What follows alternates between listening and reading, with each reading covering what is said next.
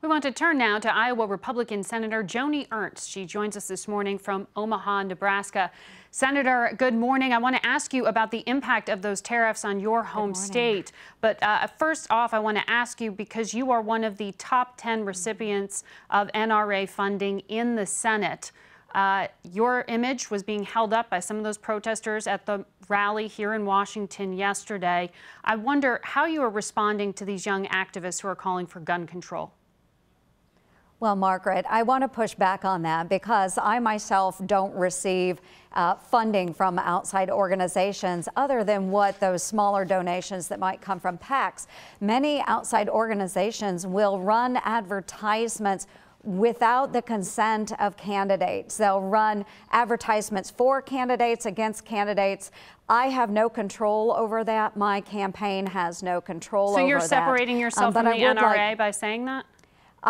No, I am not separating myself from the NRA. I would state that there are a lot of outside organizations that cannot coordinate with candidates or their campaigns. That's against election law.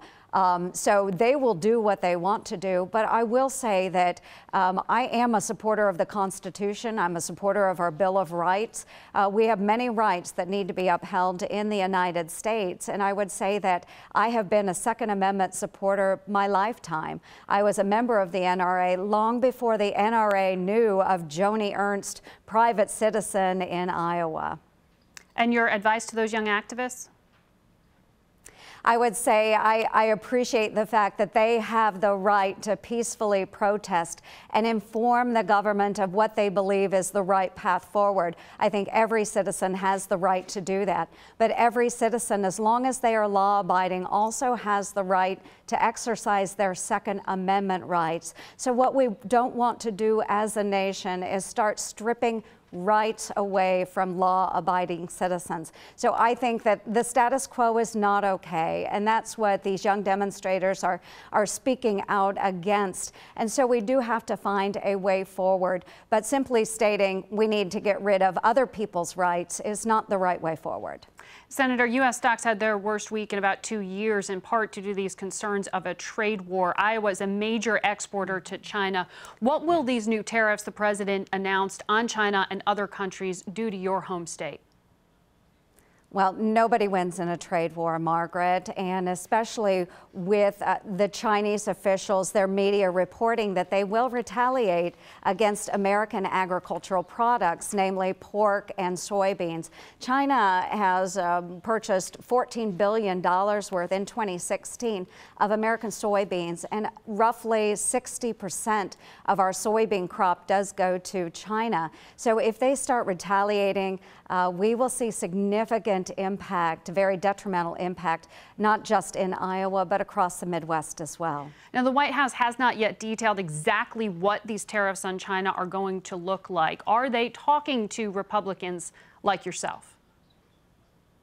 Well, there are talks, and I have spoken on trade issues directly with the president before, and I hope that we can continue those conversations in the future. I know that Congress had the U.S. Trade Rep, Robert Lighthizer, in front of it the other day. They were asking him questions, and it was concerning that Mr. Lighthizer came back and said, yes, it will be painful, basically, for the American farmer, but that's a small price to pay. And I disagree. If we want to close up trade deficits, we need to do it in a smart manner. And then let's allow American agriculture to close that gap. Let's open up additional markets, not close them off to agricultural goods. You also sit on the Armed Services Committee, and late Friday, the president did announce that he was changing his position, but still banning, essentially, transgender people from serving in the military. Do you support that? Well, I support allowing those transgenders that can serve. I believe they should serve. We do want to make sure that they meet physical requirements. We can't waive that. That is true across any any demographic within our military, making sure that they are physically fit and they meet the mental standard.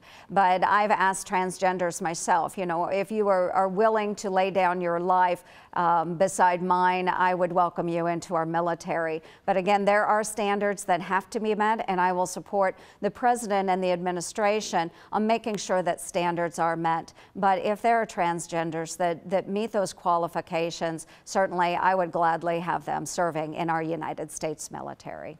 Will you ask the White House to change its position? Well, I think the White House has done a very studied analysis of how we have the best qualified people coming into the military. And so I'm happy to have those discussions with the administration. But again, making sure that those standards are applied fairly across the spectrum of every citizen that wants to join our United States military. Senator, thank you for joining us this morning. Thank you, Margaret. We'll be back in 1 minute with 5 of the students who put together the March for Our Lives rally yesterday.